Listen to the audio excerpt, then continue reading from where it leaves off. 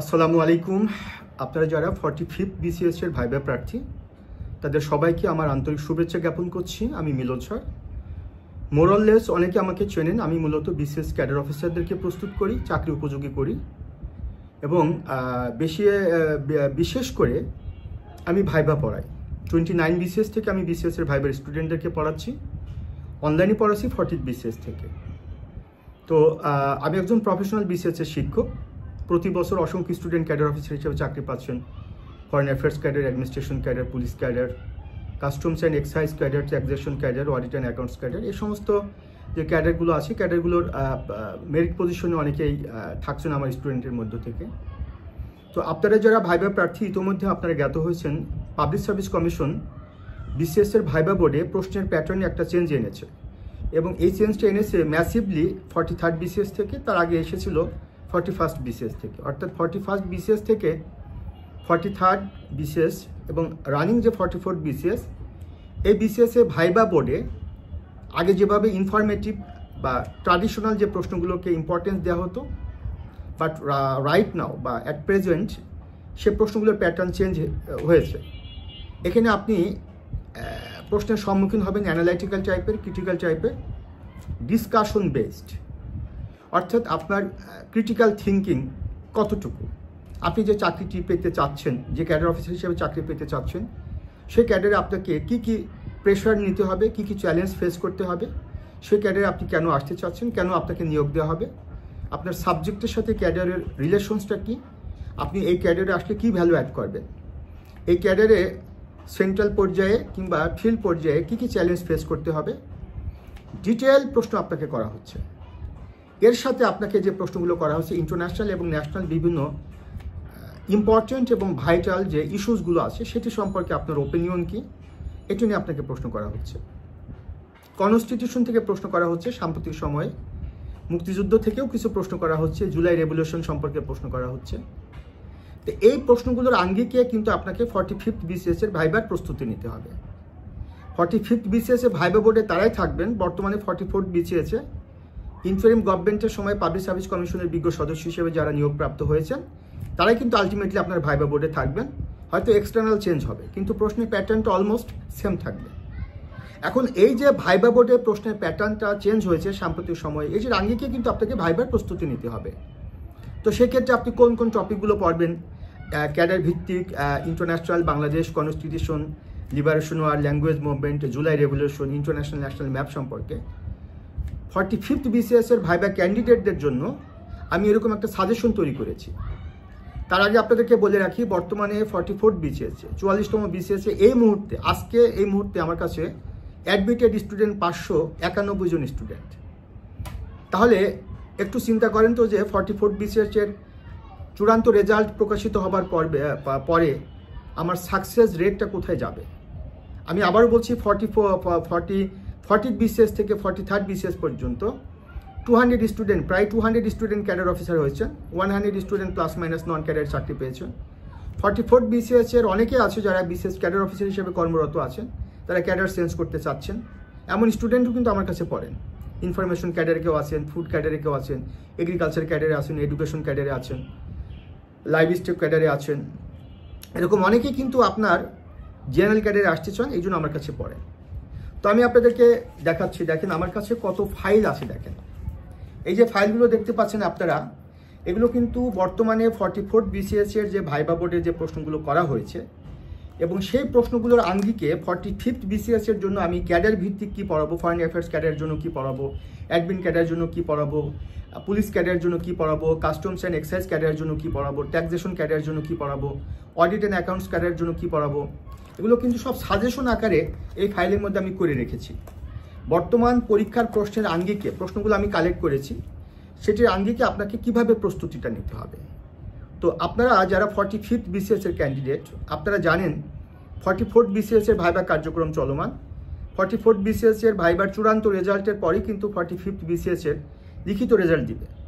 আপনারা জানেন যে সাধারণত কোনো BCS এর লিখিত রেজাল্ট দেওয়া মানে ভাইবার একটা সম্ভাব্য ডেট দেওয়া।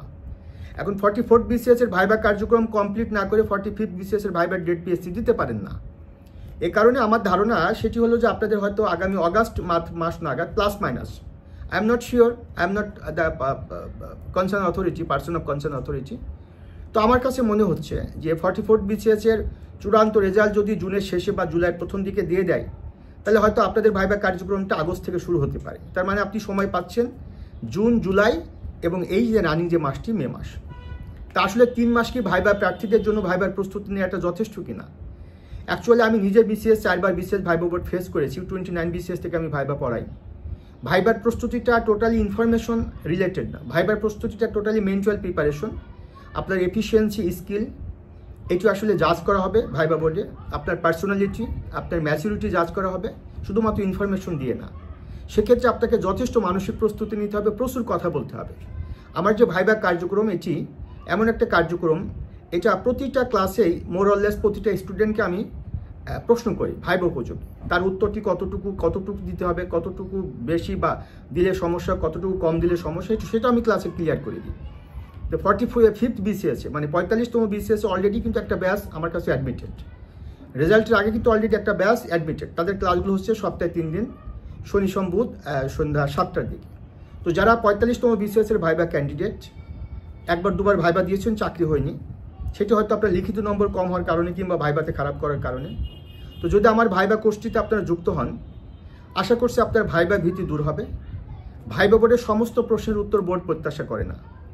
পাবলিক সার্ভিস কমিশনের একাধিক বিজ্ঞ সদস্য, সরকারের সাবেক সচিব, ইনাদের সাথে আমি ভাইবা বোর্ডে বিভিন্ন প্রতিষ্ঠানে মক ভাইবা বোর্ডে থাকি, বোর্ড সদস্য হিসাবে থাকি, কখনো কখনো বোর্ড চেয়ারম্যান হিসাবে দায়িত্ব পালন করেছি। আমার যে অভিজ্ঞতা ভাইবা নিয়ে, সেটি হচ্ছে যে ভাইবাতে আপনাকে যে প্রশ্নটি করা হচ্ছে সেটা কি ইনফরমেটিভ নাকি অ্যানালাইটিক্যাল নাকি ক্রিটিক্যাল, এটা আপনাকে জাজ করতে হবে। ফুললি কনসেন্ট্রেশন পে করে সেটি শুনতে হবে, বুঝতে হবে, তারপর ভাইবার উত্তর দিতে হবে। না পারলে বিনয়ের সাথে আপনাকে সরি বলতে হবে, তাদেরকে সময় নষ্ট করা যাবে না। আপনি ভাইবা বোর্ডে যদি প্রমাণ করেন যে আপনি ওভার স্মার্ট, ওভার কোয়ালিফাইড, আপনার অ্যাটিটিউড দিয়ে যদি এটি প্রুভ করতে চান, this is not good sign for you. আপনাকে হাম্বল হতে হবে, আপনাকে ওবিডেন্ট হতে হবে, পোলাইট হতে হবে, ইনফরমেটিভ হতে হবে, আপনাকে ম্যাচিউড হতে হবে, আপনাকে পার্সোনালিটি সম্পন্ন হতে হবে। এই যে এডুকেট ম্যানার থেকে শুরু করে সব কিছু কিন্তু আমরা ভাইবা কোর্সে আমি ডিটেল আমার স্টুডেন্টদেরকে পড়াই। তো আমার এই যে 45th BCS-এর ভাইবা কার্যক্রম, এটা শুরু হয়ে গেছে। যদি আপনার কেউ অ্যাডমিটেড হতে চান, বিশেষ স্পেশাল ডিসকাউন্টে ভর্তি কার্যক্রম চলছে, আমার সাথে যোগাযোগ করতে পারেন। আমার YouTube channel Milon's BCS care, আমার page, Facebook page Milon's BCS care, Facebook যেটি গ্রুপ মিলনস BCS কেয়ার, 01712282980, এটা আমার ফোন নম্বর। এই মিলনস BCS কেয়ার আমার ইউটিউব চ্যানেল, এখানে প্রচুর ভিডিও আছে BCS-এর ভাইবা প্রস্তুত রিলেটেড। এবং আমার কাছে BCS ক্যাডার অফিসার হিসেবে কারা চাকরি পাচ্ছেন, তাদের নাম সহ কিন্তু আমার যে পোস্টগুলো আমি শেয়ার করি সেখানে উল্লেখ আছে। জাস্ট ইনফরমেশনটিকে আমি ট্রান্সপারেন্ট করবার জন্য আমি আপনাদেরকে ইনফরমেশনটি প্রোভাইড করলাম। আর সর্বশেষ একটা কথা মনে রাখবেন, আপনি কোন ইউনিভার্সিটির স্টুডেন্ট, আপনার কি ব্রিলিয়ান্ট রেজাল্ট, এটা ইম্পর্টেন্ট বটে, কিন্তু এটি একমাত্র ইম্পর্টেন্ট ব্যাপার না।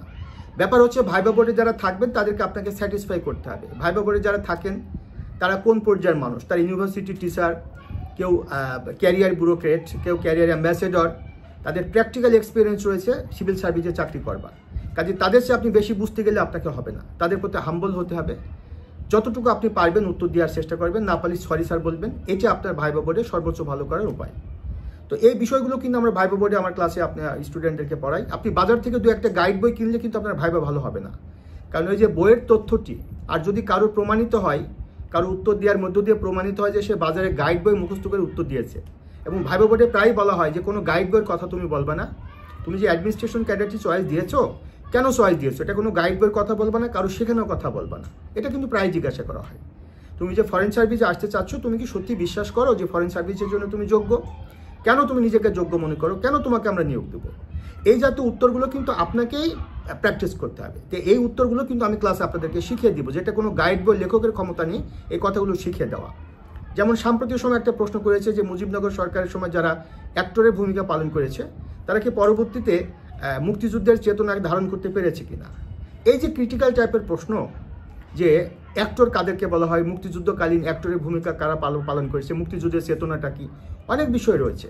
তা আমি জাস্ট আপনাকে একটা প্রশ্নের মাধ্যমে আমি আপনাকে উদাহরণ দেওয়ার চেষ্টা করছি। এরকম অনেক ক্রিটিক্যাল বা টাইপের প্রশ্ন আপনাকে করতে পারি, একটু আমার ভাইবা ক্লাসে প্র্যাকটিস করাবো। কাজে যারা আমার ভাইবা কোর্সটি করতে চান আমার সাথে যোগাযোগ করবেন। তারপরেও যদি আপনারা নিজেদের প্রস্তুতি নিতে থাকেন, টেলিভিশন নিউজ দেখবেন, পেপার পত্রিকা পড়বেন, বিশ্বে কী ঘটনাগুলো ঘটছে, সরকারের সামনে কী কী চ্যালেঞ্জগুলো রয়েছে, অর্থনৈতিক চ্যালেঞ্জ কী, ভূ রাজনৈতিক চ্যালেঞ্জ কী, পররাষ্ট্রনীতিগত চ্যালেঞ্জ কী, গ্লোবাল পলিটিক্স সম্পর্কে একটা আইডিয়া নেওয়ার চেষ্টা করবেন। আন্তর্জাতিক বিশ্বে কী ঘটনাগুলো ঘটছে, আপনি যে ক্যাডারে আসতে চাচ্ছেন সেই ক্যাডারের খুঁটিনাটি আপনি জানার চেষ্টা করবেন। এগুলো বিষয় সম্পর্কে আপনি একটু অবগত থাকবেন। আন্তর্জাতিক জাতীয় মানচিত্র সম্পর্কে আপনার একটা স্বচ্ছ ধারণা নেবেন আর প্রচুর প্র্যাকটিস করবেন। আশা করছি আপনার ভাইবা ভালো হবে। তো সবার জন্য শুভকামনা। আসসালামু আলাইকুম।